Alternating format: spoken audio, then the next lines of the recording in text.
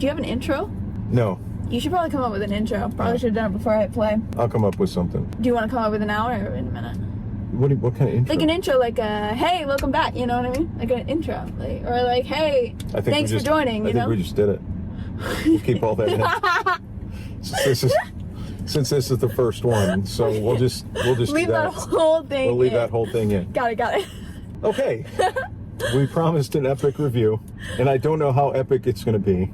Yeah. But we literally just left the theater here in Hendersonville, Tennessee, and just saw the Odyssey, went to the 3 o'clock IMAX show, and just walked out, threw the popcorn away, went to the bathroom, and then headed out here to the car. So we tried to find a place that's a little more shaded, but everything's still in the way, so... It is 6:30, so the sun is going down. Yeah, thank goodness. So we've got the mirror in the shot. Yeah. And we have thoughts. I have thoughts. I think Katie has thoughts. But anyway, hey, we have different thoughts. I'm Jake. I'm Katie. Thank you for watching this review of the Odyssey here on Poppy Cultured. Okay, do you want to go first? I can. I don't have many thoughts. My main thought, one, I thought it was an overall pretty good movie. Like I think it had good structure. And I enjoyed the storyline. I don't obviously believe in like the gods and like the Greek gods specifically, but I love the Greek gods stories. Like I like Orpheus and Eurydice. Like I love all of those kind of stories. So I enjoyed the storyline. I knew nothing going in, absolutely nothing, because I don't really know anything about the Greek gods. But I enjoyed their love story, and like I think that was cute. I think my biggest... Wait, let me pause. There will be spoilers. Oh yeah. The movie's been out for almost a week. So yeah, we're going to spoil it. So if you haven't seen it, maybe go see it. Or if you like spoilers, because we did say we're watching it so you don't have to. Right. So either way, you've been warned. Continue.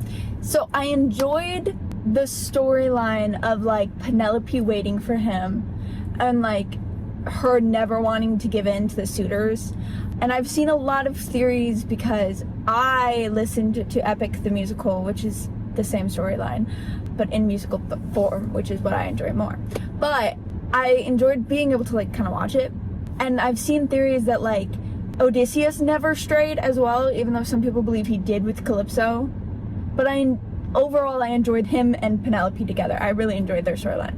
And I'm going to pronounce the son's name wrong, so I'm just going to call him Tom Holland. Tom Holland's character is so good. Like, he was my favorite thing of the entire film. Tom Holland nailed it. I am absolutely, like, I honestly probably only watched the thing, one, because he wanted me to do this with y'all, and two, because Tom Holland was in it. I love everything Tom Holland. He nailed this performance. It was genuinely, like, anytime I got emotional, it was because he was, like, moving that emotion. He genuinely killed it. The scene at the very end where he's in the weapons room and he like calls out for his dad and drops the sword down, amazing. Like, you could feel his emotion in just one word of him screaming dad. It was so good. Now, he should have screamed Poppy, because that's what you would have said. That is what I would have said. Tom Holland doesn't know that though. No. I will say, I did have a lot of issues with the animal cruelty in this film. Not a fan. 0 out of 10. That, you were telling me about Argus last night and I almost said cancel my ticket because no thank you. And then... Well, I wanted to prepare you. So we have a long history with pets, and we foster dogs, raise puppies, that kind of thing. So I have a dog. And so that dog usually goes everywhere with her as much as humanly possible. As you can see, her little dog carrier in the back of the car. Yeah, we're in Katie's car. So we love the animals. So I wanted to prepare her that you're going to see this dog, knowing the story and having heard some things about the movie going into it. But I wanted to see it. Like, a lot of the stuff that I had seen on YouTube and other places that talked about the film, I heard a lot of people that didn't like it at all. And I heard some people that liked it, and then one or two that loved it, absolutely loved it. So I knew that the dog thing happened, so I wanted to prepare her. Go ahead. Yeah, I didn't like that. They also killed a cow in the middle of it. There was another animal that they like obviously showed 2 sheep being murdered. Hated that. It was I probably should have expected it more, but it was a very gruesome film. Like, the Cyclops, they showed you him eating 2 soldiers and like his body part. It was disgusting. So if anybody out there is squeamish, don't recommend, because I wouldn't even classify me as like a squeamish person. Squeamish person? Squeamish person. Okay. Because like one of my favorite shows is Bones, which is like a disgusting kind of show. Like they show a lot. Horror movies. And I love Scream is in my top 5 movies. I love horror movies. That kind of stuff though is gross. Like that really, I was not a fan of that part. Honestly, the only thing I liked about this film was Tom Holland's entire character and his character arc. The Robert Pattinson's character, I hated him. I knew he was a jerk. Well, I think you were supposed to. Right. But they kicked the dog. She was like, that's it, I'm leaving. They literally kept kicking the dog. And I was like, why are we kicking this dog? And I'm glad you didn't leave, because it would have been another 2.5 hours. I had the keys to the car though. Yeah. I would have gone. True. Okay, so you like Tom Holland. Yeah.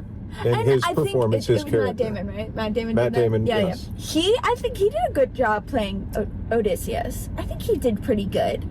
I will say, from what I had known about the Odyssey, Odysseus was more of a strong character, and from what I knew from Epic the Musical, he wanted to get home so badly.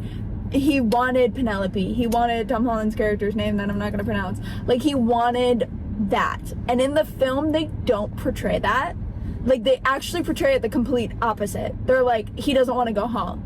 That's why he's trying to get home, but he's not trying like the hardest he could, which from what I had thought I knew about Odysseus, he would try his hardest to get home. Now they explain it really well, where he's like, I failed because I did the Trojan horse, and that's the opposite of what Zeus wanted. Yeah. Like, they explained it well, but because I was expecting, I guess, a stronger Odysseus, seeing him kind of give up like that after everything he had been through, and for kind of a silly reason. Like, silly. I think his love for Penelope and Tom Holland's character should have been more than his fear of what he had done. Because what he did, he had to do. And there's literally a god of war. Like, that's a thing of war. It happens in war. You kind of just have to do it and deal with it. But I understand they were trying to go off like this PTSD thing, and like, I get what they were doing. I just didn't like it. Yeah, and PTSD obviously very it's very serious. Yeah, it's very serious. It's very serious. But I think the point of their story was supposed to be more that like his story home and his want to get home. And I think removing his want to get home removes the main basis of the story. That's my issue with it. Because I think like his Odysseus, the Odyssey is him getting home, and his willfulness and strength and just like all around stubbornness to do whatever he had to do to get home, including the Trojan horse. And to then just make like that a reason why he didn't want to get home, I felt like it was kind of a backpedal. Granted, interesting. I've never read the book. This is the only thing I've actually seen of it. So, do you have anything else? You like Tom. You didn't like the flip on the character. Mm-hmm. You like the Odysseus Penelope connection. I will say, I literally, when I watched it, I was like, I need to mention this because it was so funny.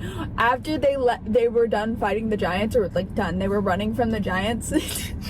Right. There's this guy at the very end. That man was running. Like, you would have thought that man was really running from giants. It was so funny. That man got paid for each step he took. Right. It was great. He was probably getting $100 a step. And it was hilarious. He was booking it. If you go see it, booking it. If you go see it, it's at the very far right. He's the first guy in line. Like, that man, he was told, hey, get to the ship first, you get $100 extra. Right, like, that man had a reason to move. He was booking it. It was so funny.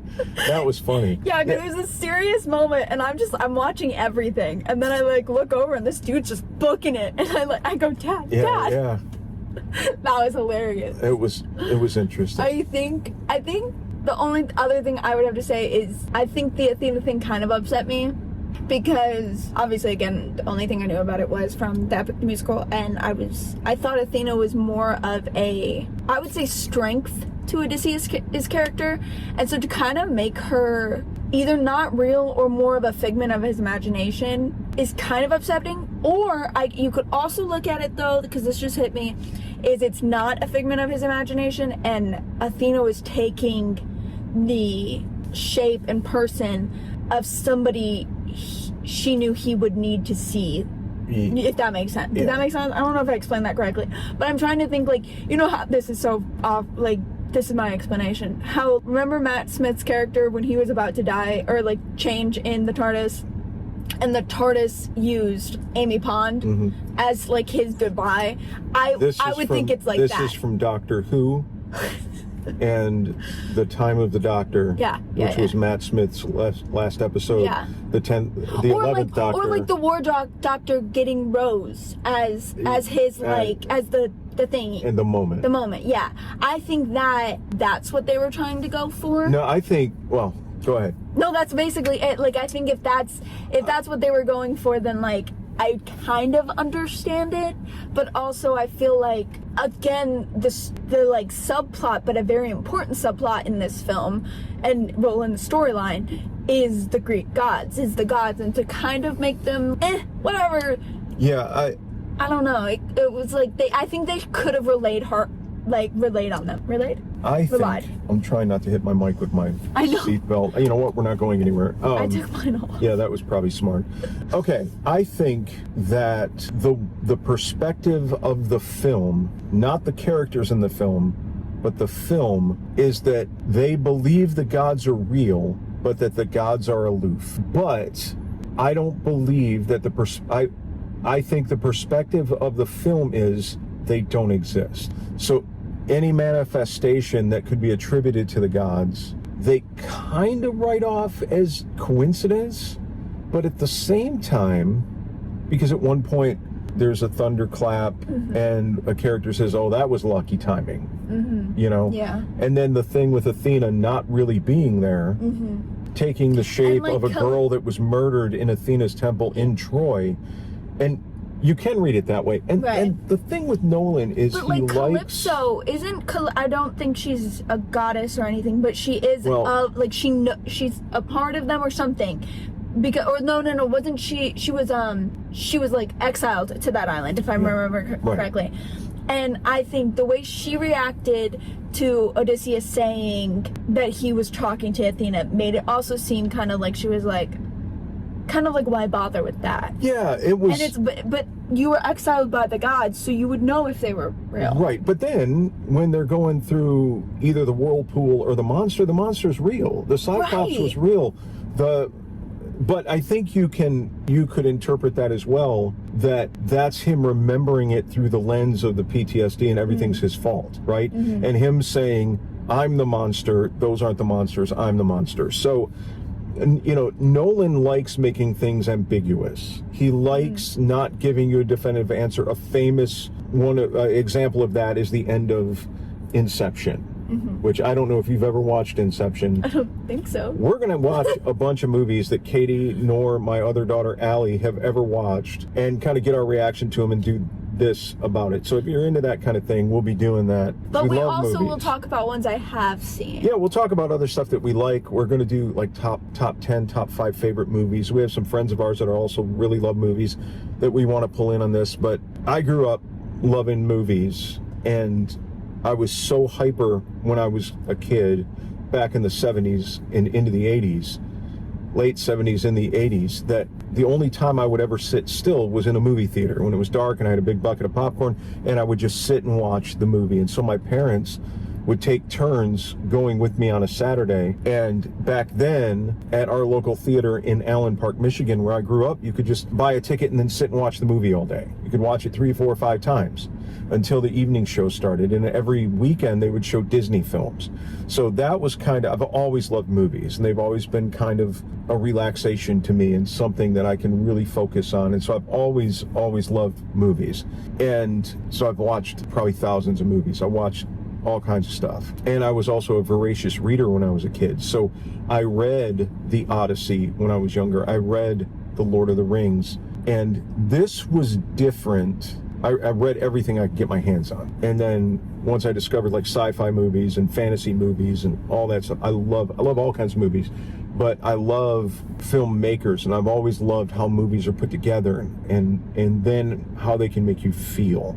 And I don't know that I felt anything watching this movie, because I did read it as a kid, and to me, what you said is true, your perspective. I agree with you that from what I remember reading, Odysseus was a hero, right, and he was brave and clever. He was worthy and of being strong, king. and everybody was waiting for him, including Argos, because he was such a good man. And this kind of flipped it, which that it's an interesting take, and it was not a bad movie at all. It was very well done. And knowing, and I'm sure you've heard this if you watch other reviews, I'm sure everybody has said this, that the fact that almost everything was practically done, that the Cyclops was a giant puppet, that the giants were forced perspective, and that kind of thing. I heard that the pig thing was also like she actually like was sculpting. Yeah, that was all prosthetics and crazy and that kind of thing. And so that was and like when they were on the water, they were on the water. When they were like, there was a scene that came up that Matt Damon, Odysseus, is standing on the bow of the ship as they're heading out, and these dolphins are flipping in front of the ship. That happened on accident. Like, they didn't know there were dolphins in the area, and they were just jumping. So that was cool. All that stuff, as somebody that loves how films are made, I can really, really, really appreciate it and respect that it was really well done. But I don't know that I'm ever going to look forward to watching this again. No, that's fair. I think it was really, really long. Like Oppenheimer.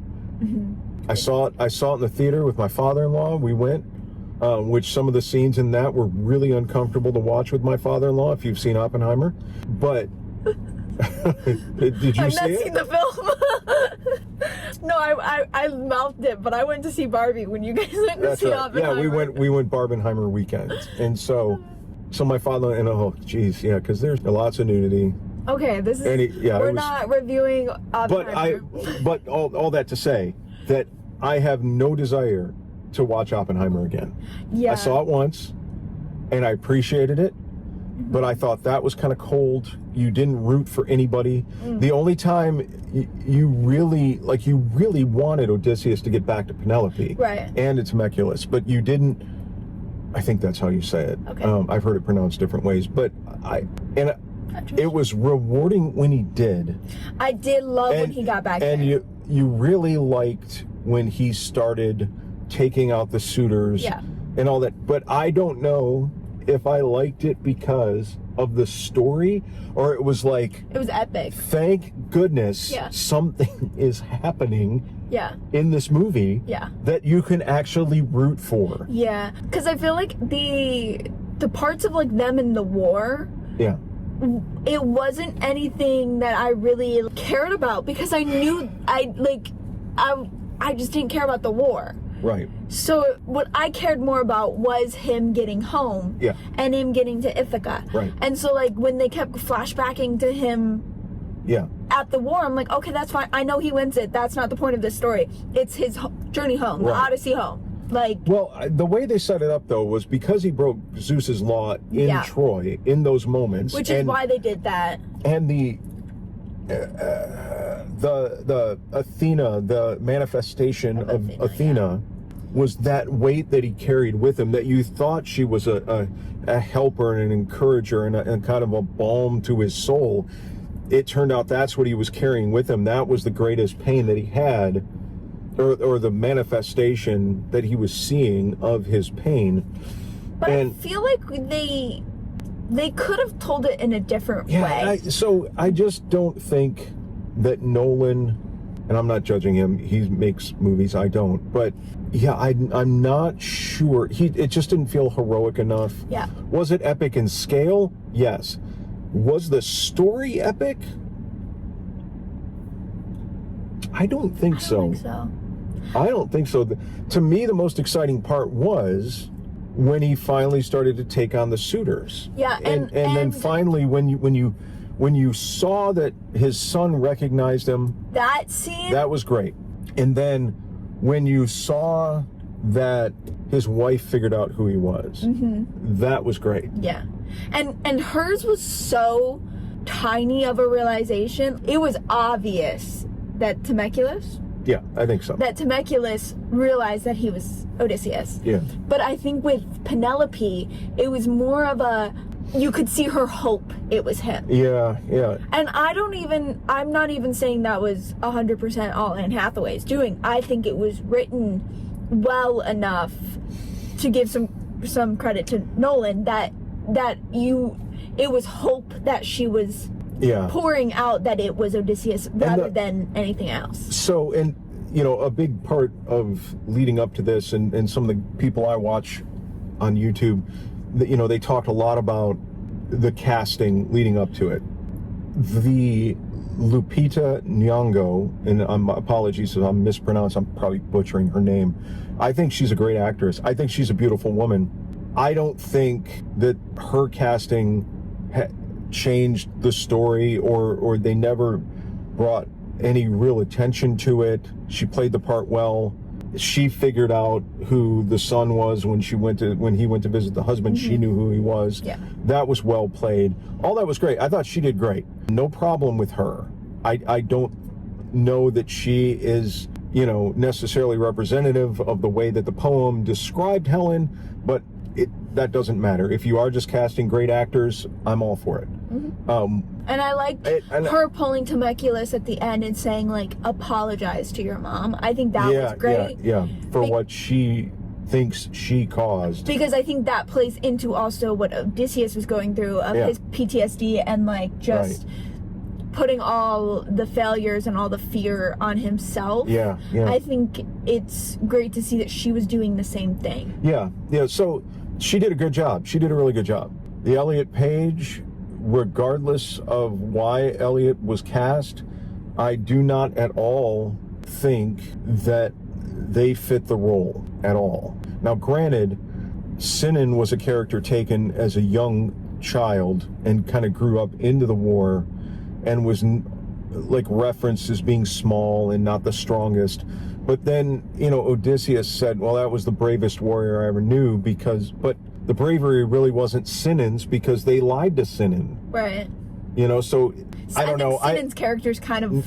It's kind of whatever. Yeah. It's really more to set up Robert Pattinson's character as being the weasel. They played a little too much into Sinan being this big, wonderful character when really Sinan didn't do much. And I get, they didn't want the weight of Achilles, right?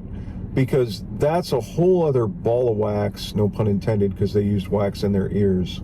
But it's a whole other ball of wax to bring Achilles in, because Achilles is supposed to be part God. And so I get why Christopher Nolan wouldn't bring Achilles in, but Achilles is the one that's supposed to meet with Odysseus in Hades.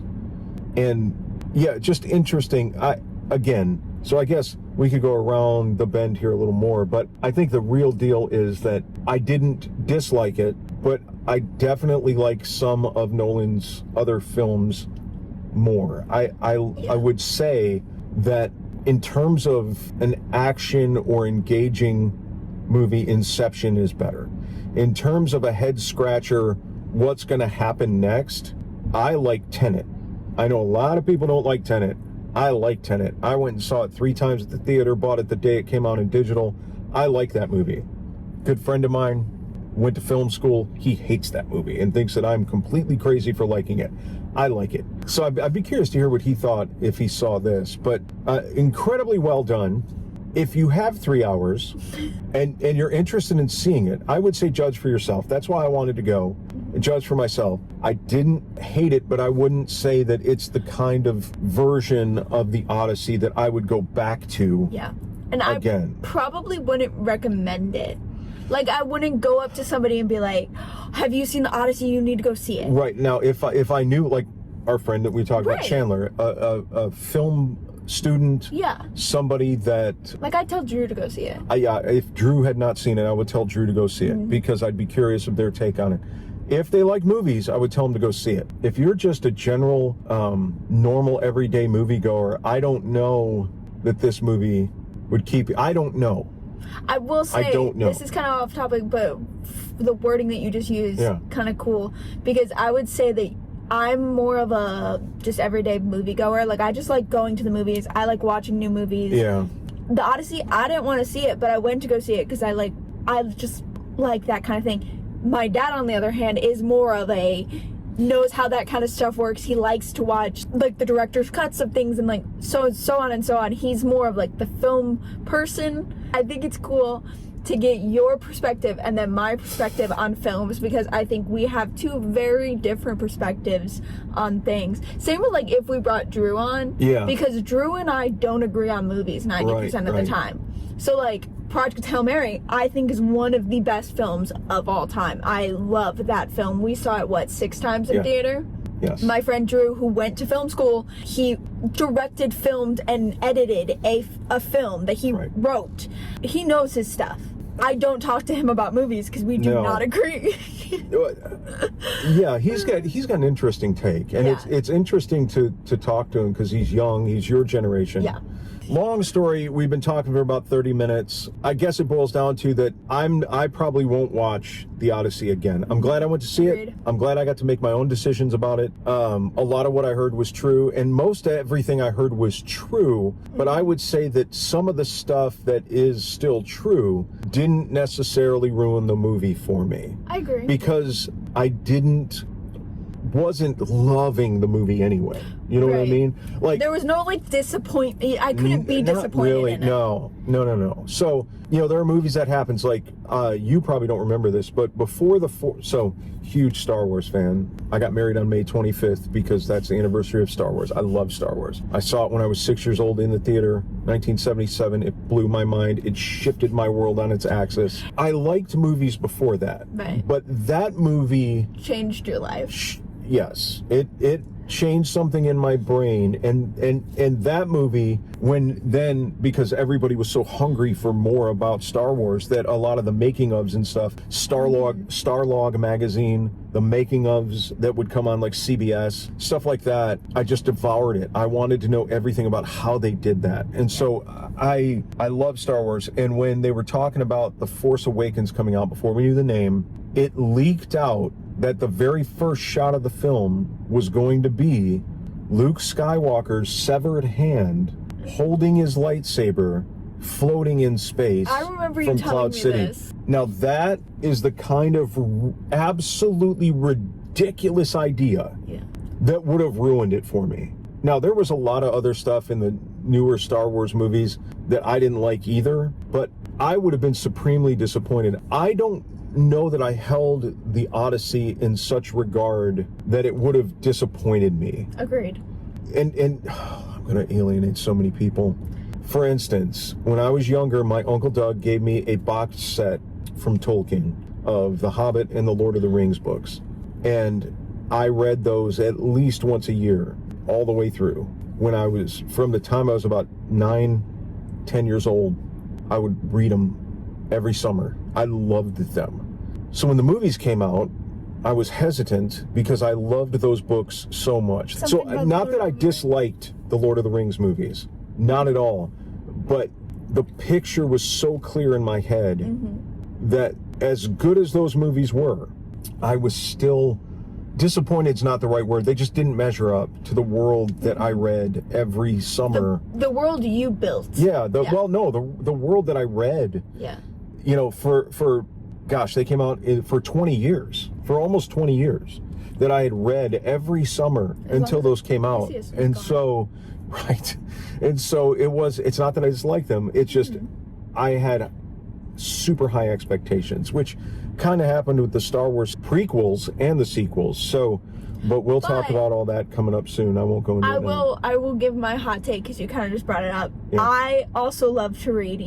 My phone is currently sitting on one of my books because I love to read just as much as my dad does, and I've probably read now more than he has in the last 20 years. Yeah, well, I've read 100. What was my thing? I think it was like 106 books already this year, and so I recently, it's been like within a couple of years, I read the entire Hunger Games series and I read the entire Harry Potter series, and I had already seen the films, and I am a firm believer to watch the movie and then read the book, because when you read the book and then watch the movie, you get disappointed. Yeah, a little bit, and that's really, and it's not even just because the books are better, even though they are, but it's because you envision it so much reading it that when you're watching it, it's not going to hit the same, because you have more of information, you have more character development, you have more. So if you do it flipped, if you watch the movie then read the book, you get that more as an addition. That's interesting. I feel like it just expands on the movies. It's like a director's cut, basically. I told him this earlier. It's like you're watching the director's cut because you can build it all in your head. For the people who can. There are some people who can't. Did you know that? I know that. That blew my mind. But the guy that wrote Project Hail Mary doesn't visualize anything. That's crazy. Because they asked him, they said, I can't imagine did that. Rocky in the film match what you had in your head when you wrote the book? He said, I don't think that way. I couldn't visually. imagine. I don't think I would like to read if I couldn't see it. Yeah, I can't. Ironically, I'm blind in one eye and mostly blind in the other one, and everything to me is visual. I remember things I read, I remember things I look at, very visual memory. That's how I learn. So I've always loved the books, and maybe that's why, because I just remember the story of the Odyssey being so epic, so much more heroic than what we got in the movie. Yeah, that's why I think the biggest downfall for me is that he didn't feel like this heroic Odysseus he was supposed to be. There was really no soundtrack to speak of. That some of the times there was like scraping noises going on that was weird. But I will say that if you don't see it in IMAX, where the sound is so loud you can feel it moving your seat, like if you just watch it at home, like on regular TV speakers, I think this will impact you even less. Yeah, I will say I wasn't the biggest fan of how loud it was. I liked it. Because I could hear the Cyclops eating the people better, and I hated that. I could hear the dog crying louder, hated that. So I feel like it kind of just depends. I would say that if you enjoy masterful filmmaking, you'll appreciate this movie. I think film people will appreciate the movie. I'm not entirely sure that Greek mythology people are going to like this movie. If they know more about Odysseus and his journey, his Odyssey, I think they'd probably be a little disappointed. Yeah, maybe. Yeah, maybe. I think that, yeah, maybe. Like, from what I knew from literally just the musical, which is a concept album built off of the book, I was kind of like, this is lame. Like, the story was kind of like, bleh. Because they watered down Odysseus, and that really upsets me. Yeah, and the different fantastical places he goes, whether they were so small. Well, not just that, but it kind of was seen and then it was done, and then seen and then it was done. They didn't world build around it. There was not a lot of time spent in any of those places. You spent more time back in Ithaca, really, than even with Calypso's Island. You kind of went there a couple of times, but it wasn't a lot of time. For such a long movie, I heard somebody say in a review that it would have been better as like a 7 to 10 part series on like HBO. And each episode is a new island. Or just that it would have the time, like a Game of Thrones type thing, which I hate comparing everything to Game of Thrones, especially with how it ended. But I think they could have spent more time. I think it needed more time. But man, how expensive that would have been if they did it that way. Anyway, we've probably, if you've even watched this long, we really appreciate it. We'll have shorter stuff coming with many reviews.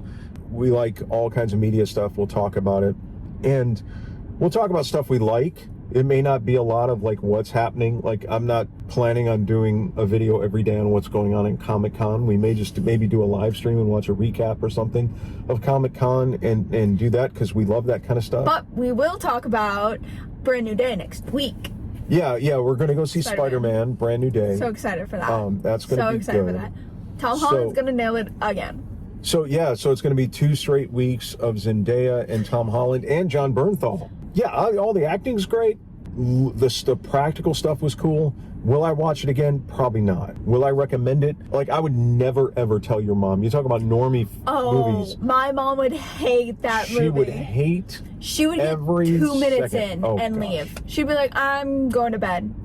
It could be 9 a.m. in the morning. She would go to bed. She would hate this movie. Like, I'm surprised we got her to watch Project Hail Mary. And she liked it. So that's saying a lot for yeah. That's why she probably will never be on here, because she does not care 1 bit about film. She does. She likes movies. She loves, but she also loves classics. Her favorite movie is Gone with the Wind. She loves The Sound of Music.